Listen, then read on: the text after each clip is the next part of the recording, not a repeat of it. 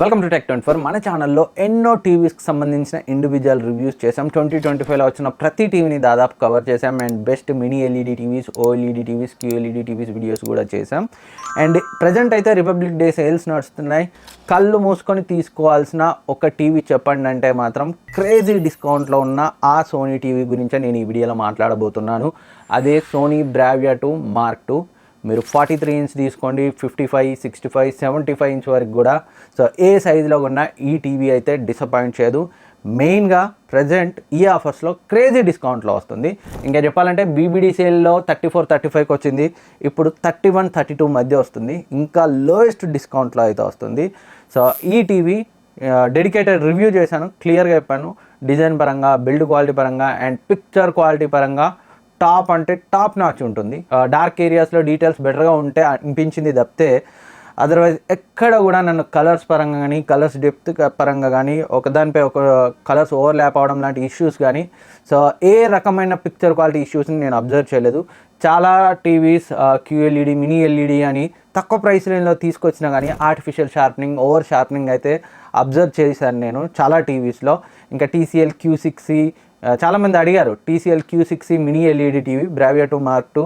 So LED రెండిట్లో ఏది better అని, undoubtedly Bravia 2 Mark II. So mini LED కాకపోయినప్పటికీ పిక్చర్ క్వాలిటీ పరంగా TCL Q6C C6Kని బీట్ చేస్తుంది. అస్సలే డిసప్పాయింట్ చేయదు పిక్చర్ క్వాలిటీ పరంగా మిమ్మల్ని. నిజానికి ఈ టీవీ నేను రివ్యూ చేయడం కోసం కొన్నప్పుడు 45,000, బట్ ఇప్పుడు విత్ బ్యాంక్ డిస్కౌంట్ 32,000కి వస్తుంది. Crazy value for money TV.